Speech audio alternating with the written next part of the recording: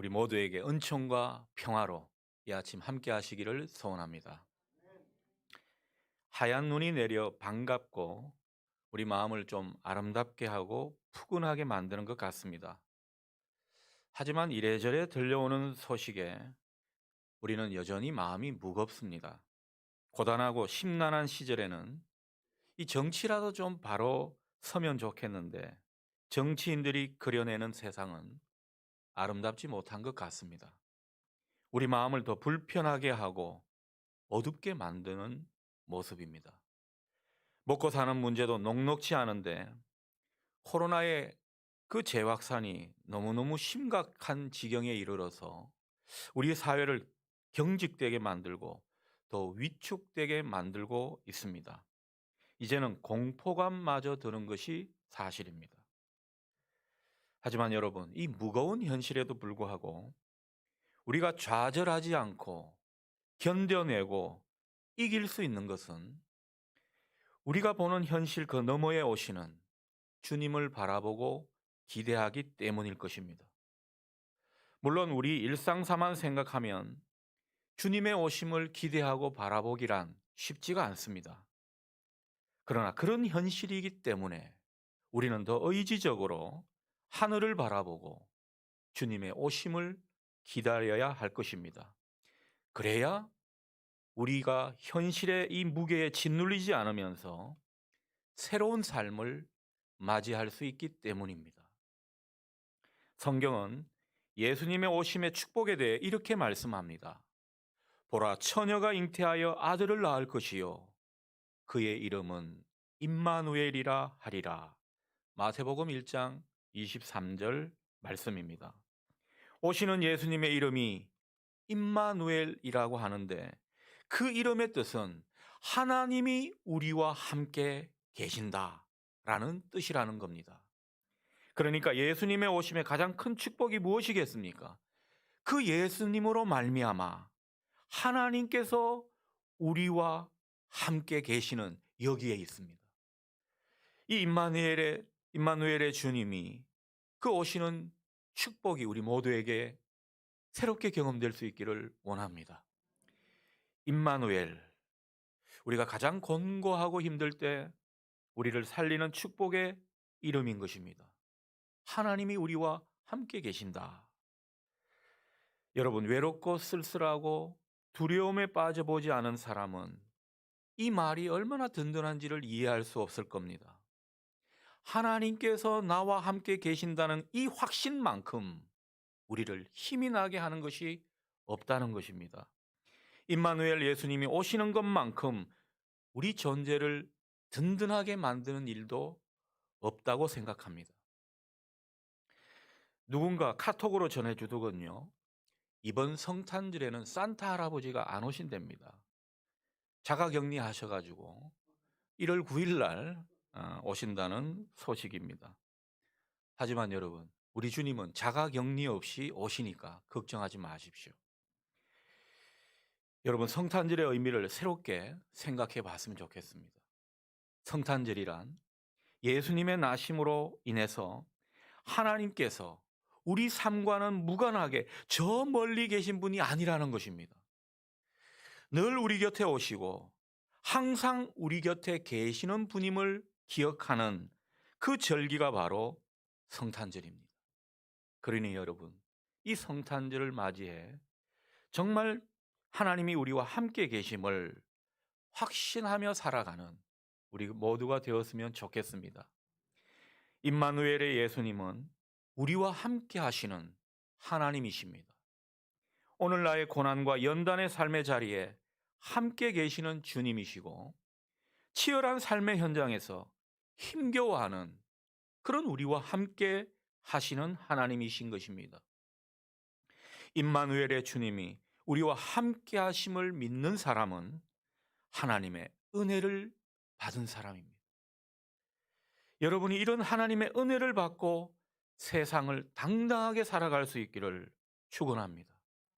우리에게 다가오시는 그 임마누엘의 주님으로 인해 우리가 비록 곤고하고 힘든 시기를 살아가지만 여러분 당당하게 은혜로 이 모든 것을 이겨나갈 수 있으면 참 좋겠습니다. 하나님의 보내심을 받은 천사 가브리엘이 갈릴리 나사렛이라는 동네에 가게 됩니다. 한 여인에게 하나님의 아들인 예수님을 잉태할 것이라는 그 소식을 전하기 위해서죠. 갈릴리 나사렛이라는 지역은 사람들이 많이 주목하지 않는, 어쩌면 낙후되고 외진 곳이라 할 수 있겠습니다.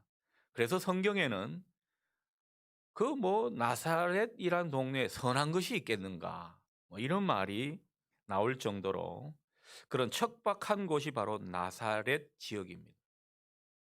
그런 곳에 천사 가브리엘이 하나님의 명을 받아 가더라는 것이죠. 다윗의 자손 요셉의 약혼자 마리아를 방문하려 가는 것입니다. 천사가 마리아에게 말합니다. 28절이죠. 은혜를 받은 자여 평안할지어다. 주께서 너와 함께 하시도다. 천사는 마리아를 은혜 받은 자라고 부르고 있습니다. 하나님이 그와 함께 하시기 때문입니다. 이미 말씀드렸듯이 하나님이 함께 하시는 그 사람이야말로 하나님께 은혜를 받은 사람입니다. 스스로 은혜 받은 자임을 아는 사람은요, 하나님이 함께 하시는 것을 확신하기 때문에 평안할 수 있습니다. 세상 가운데 당당하게 살아갈 수 있고 또 마음이 든든해지는 겁니다. 그러니 하나님의 은혜를 입는 것보다 내가 은혜 받은 자임을 확신하며 사는 것보다 더 귀하고 복된 일은 없다는 것입니다. 이 아침 여러분도 주님으로부터 은혜를 받은 자여, 이 음성을 꼭 들으실 수 있기를 바랍니다. 여러분, 우리는 귀를 쫑긋 세우고 주님의 음성에 귀 기울이면요, 주님께서 우리에게 분명히 말씀하실 겁니다. 얘야, 너는 은혜를 받은 자다. 여러분, 이 음성이 우리의 큰 힘이 될 수 있기를 주님의 이름으로 축원합니다. 가브리엘 천사가 마리아에게 나타나 은혜를 받은 자여 평안할지어다. 주께서 너와 함께 하시도다. 이렇게 말했을 때 마리아는요, 그 말씀이 너무너무 고맙고 은혜로워서 아멘 아멘 이렇게 하지는 않았습니다. 오늘 성경을 가만히 문맥을 따라 연구를 해보면 이 마리아는 무척이나 놀랐습니다. 그러나 마리아는 여느 아낙네처럼 호들갑을 떨지는 않았습니다. 대신 가만히 생각했습니다. 주님께서 나와 함께 하신다니 그게 무슨 뜻인가? 뭘 의미하는가? 갓 20이 넘은 처녀치고는 참 사려 깊은 모습입니다. 가브리엘 천사는 이런 마리아의 속내를 알아차린 듯 마리아에게 자세하게 대답해 줍니다. 그 말이 31절 말씀이죠. 보라, 네가 잉태하여 아들을 낳으리니 그 이름을 예수라 하라. 이 말을 한 뒤 그 천사는 그분이 어떤 분인지를 쭉 설명해 주고 있죠. 32절에서 33절 말씀이 그런 내용입니다. 그분은 큰 자가 될 것이다. 가장 높으신 하나님의 아들이라 일컬음을 받게 될 것이다. 하나님께서 그에게 다윗의 왕이 메시아의 직위를 내려줄 것이고 그가 다스리는 나라는 영원 무궁할 것이다. 이런 말을 마리아에게 전해 주었습니다. 여러분, 정말 이 예수님에 대해서 아주 함축적이고 우리에게 귀하게 전해주는 말씀 아닙니까? 여러분, 이 말을 들은 마리아 어떤 입장이었겠습니까? 이 말이 그대로 이해가 되었겠습니까? 마리아의 입장에서는요, 무슨 말을 하는지 정말 믿기 힘든 예언의 말씀을 전해받는 순간입니다. 특히 31절 말씀은 마리아에게 청천벽력과 같은 아주 충격적인 말이었을 겁니다. 여러분, 그런 말이 있죠. 하늘을 봐야 별을 딴다. 이런 말이 있듯이 자기는 도무지 남자하고는 동침한 적이 없는 동정녀인데 그런 자기한테 임신한다고 말을 하니까 마리아 입장에서 얼마나 황당했겠습니까? 이게 무슨 말이나 되는 소린가? 이런 폭탄 같은 말을 하려고 무서워하지 말라 그랬나 싶었고, 동정녀가 아이를 갖는 그게 무슨 은혜를 입은 것인가 의심하며 따져 묻고 싶은 그런 심정이었을 겁니다. 그래서 마리아는 바로 반박하듯 천사에게 말을 건넵니다. 34절이죠. 자기는 남자를 알지 못하는, 다시 말하면 남자와 성적인 경험이 전혀 없는 그런 사람인데 어떻게 이런 일이 있을 수 있는가?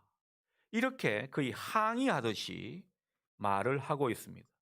자, 이에 대해서 천사 또한 굽히지 않고 마리아를 설득하듯 말을 하고 있습니다. 35절이죠. 성령이 내게 임하시고 지극히 높으신 이의 능력이 너를 덮으실 것이다. 그렇게 해서 너는 임신을 하게 되는 것이다. 이렇게 말을 해 주었습니다.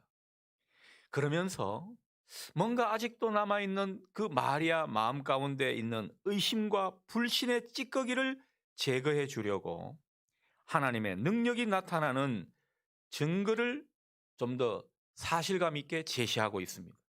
36절이 그 내용인데요. 이런 내용이죠. 친족 엘리사벳이 임신한 사실을 증거로 알려주고 있습니다.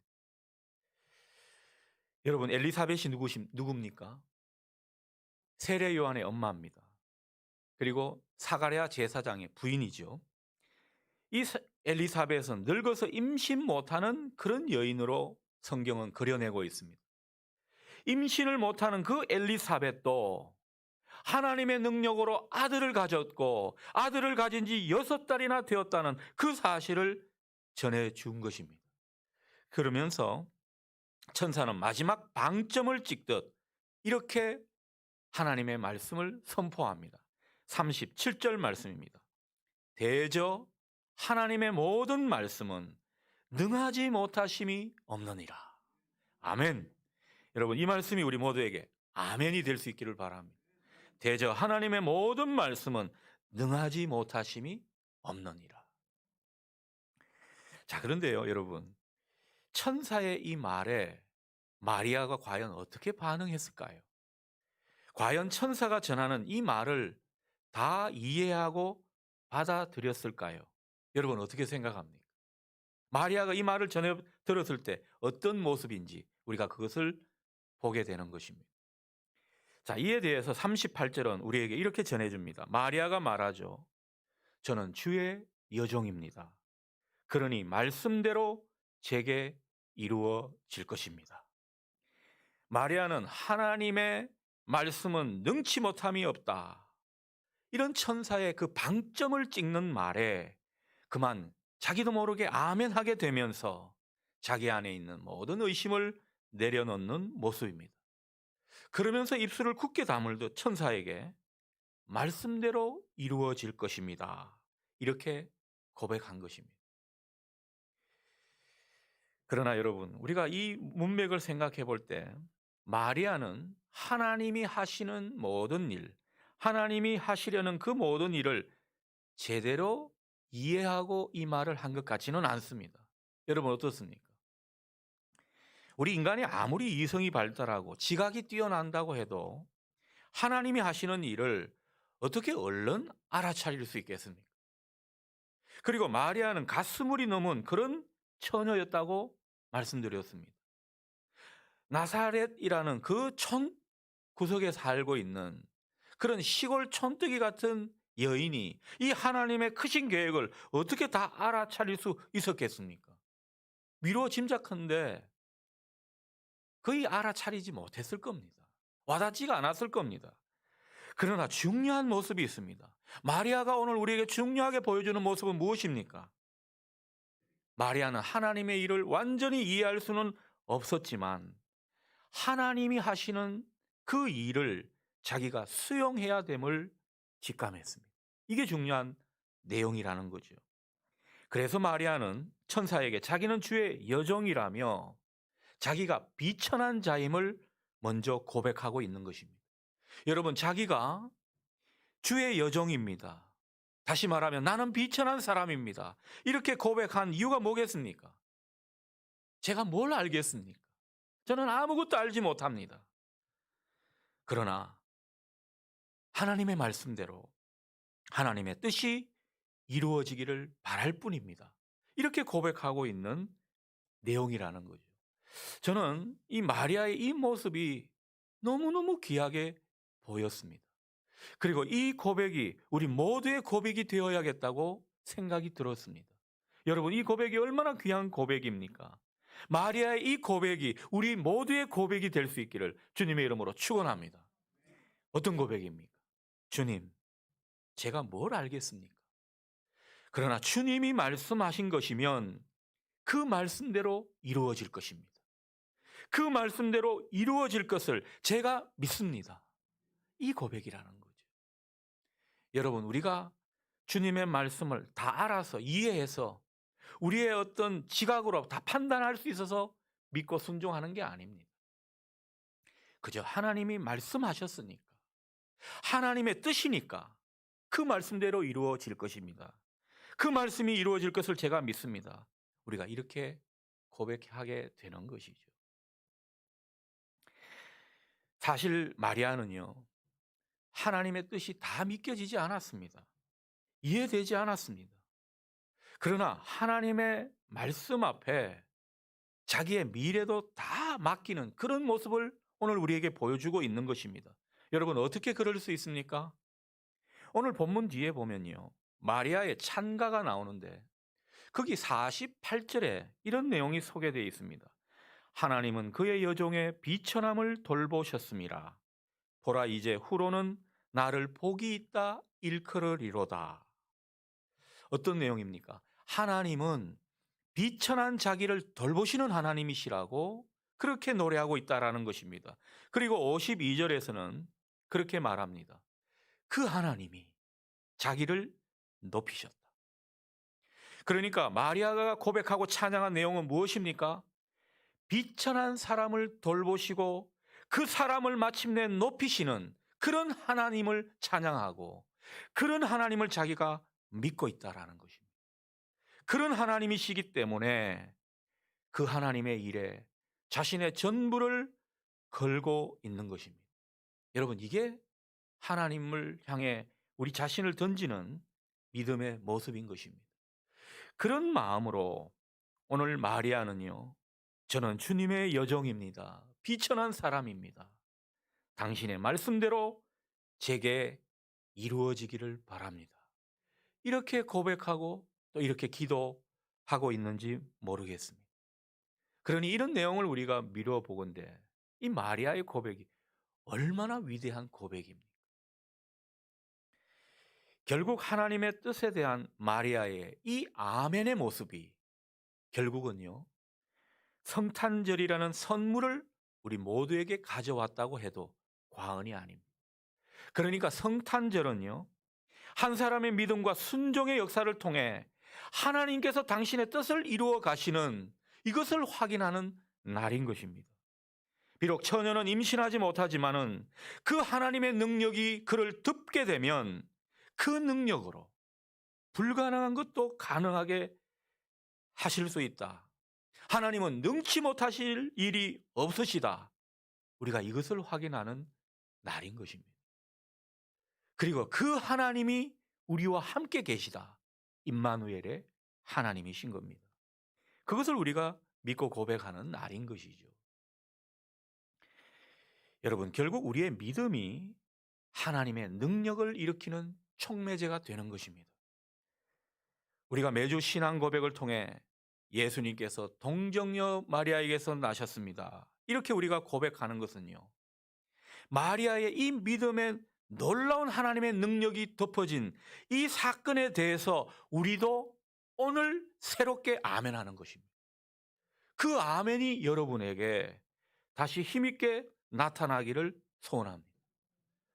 우리의 그 아멘을 보고 싶어서 우리가 신앙 고백을 하나님 앞에 올려드리는 것입니다.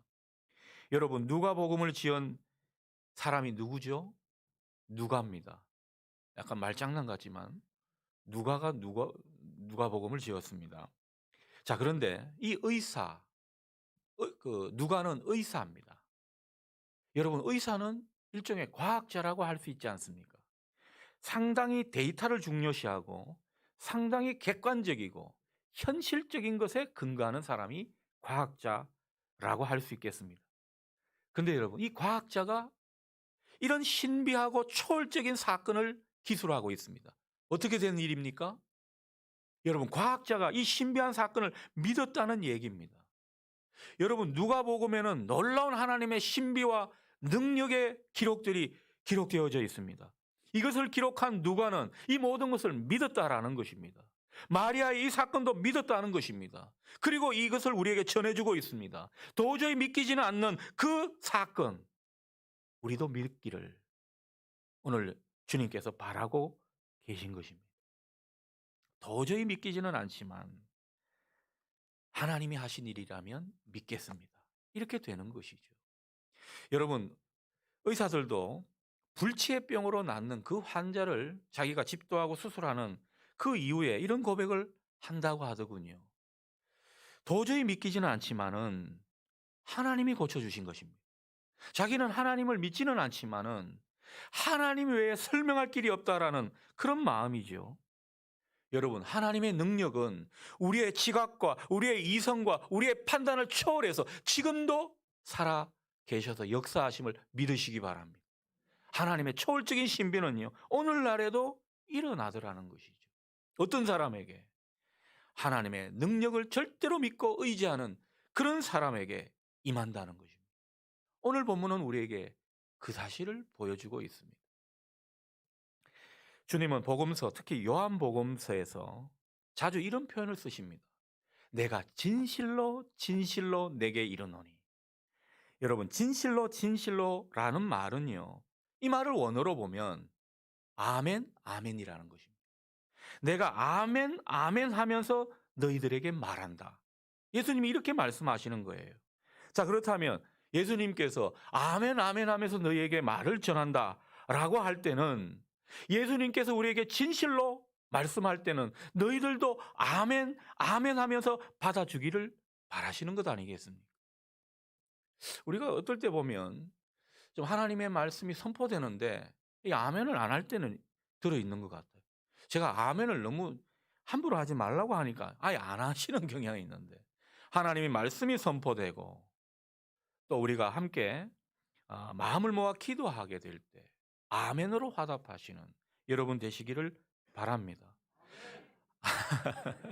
아무튼 주님께서 우리에게 아멘 아멘 하시며 말씀하실 때가 자주 있더라는 거죠. 여러분, 이 주님이 하시는 말씀에 우리도 아멘으로 반응하라는 것입니다. 그것을 우리에게 일깨워 주시는 것이죠. 여러분, 신앙은요, 주님이 하시는 그 아멘의 말씀에 우리도 아멘으로 반응하는 것입니다. 우리가 주님의 말씀에 아멘하게 될 때 주님은 우리 기도에 아멘으로 응답해 주실 줄 믿습니다. 그래서 주님과 아멘으로 서로 화답하는 것, 이게 신앙입니다. 그러니 주님께서 우리를 향해서 진실로 진실로 아멘으로 말씀하실 때는 여러분도 그 말씀에 진실로 진실로 아멘으로 화답할 수 있기를 주님의 이름으로 축원합니다.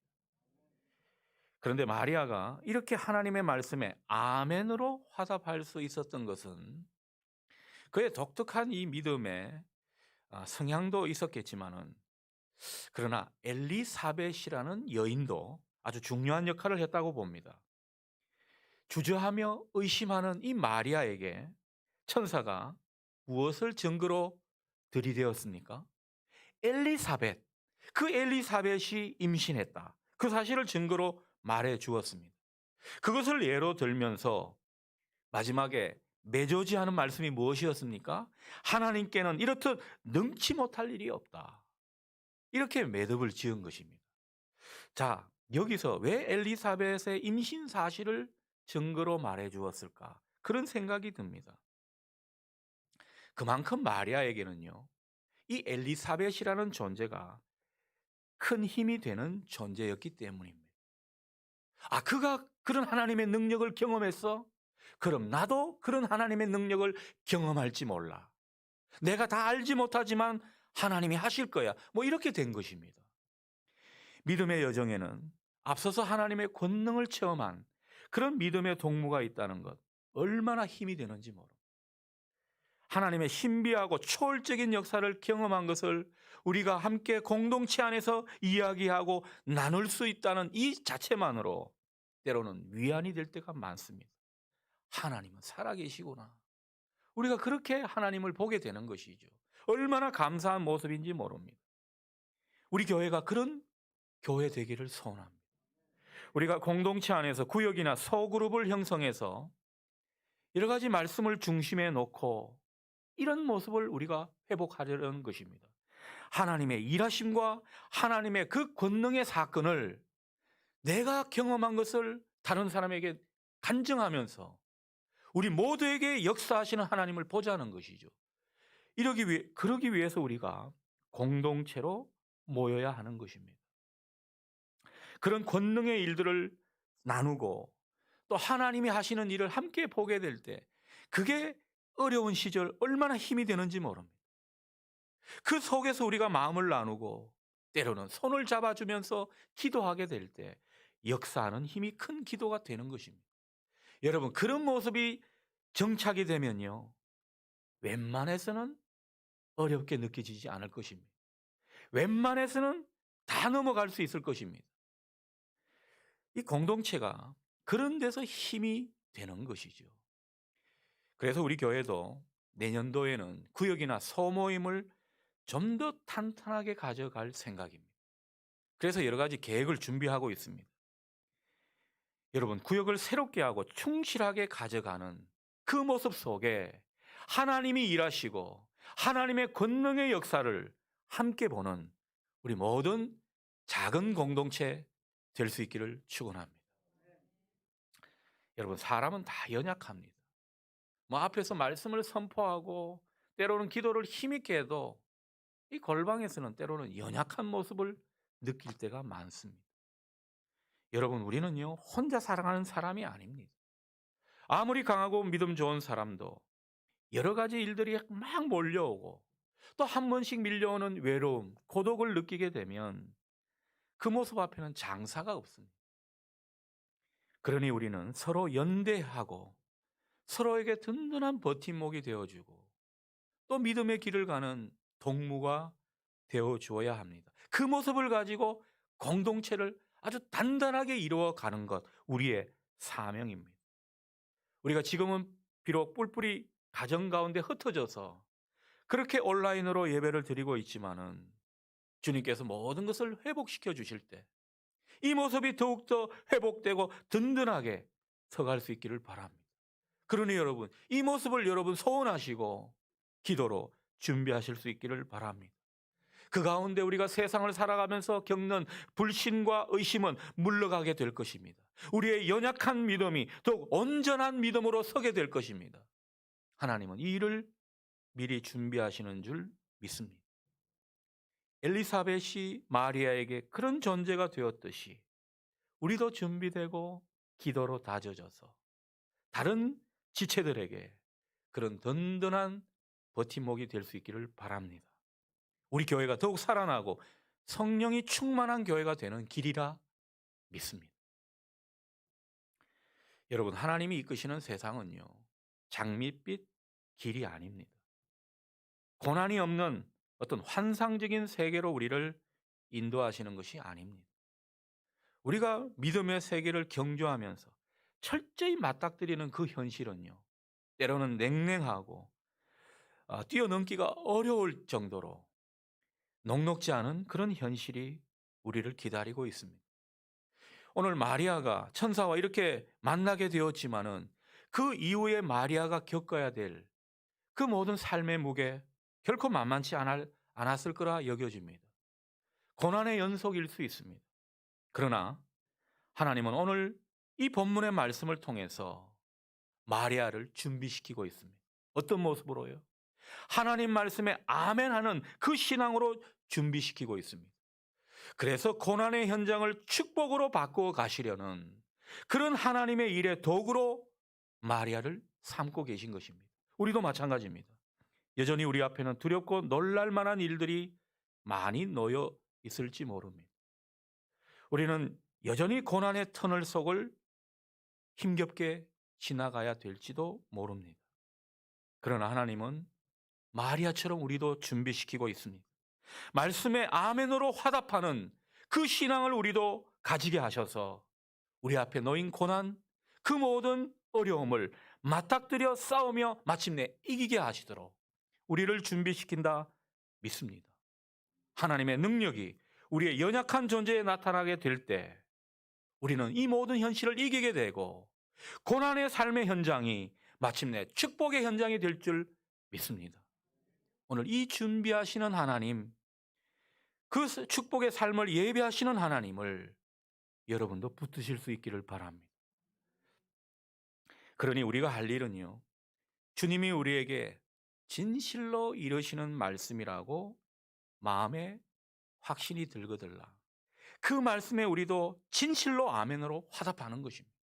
그 말씀 붙들고 나아가는 것입니다. 말씀대로 이루어질 것입니다.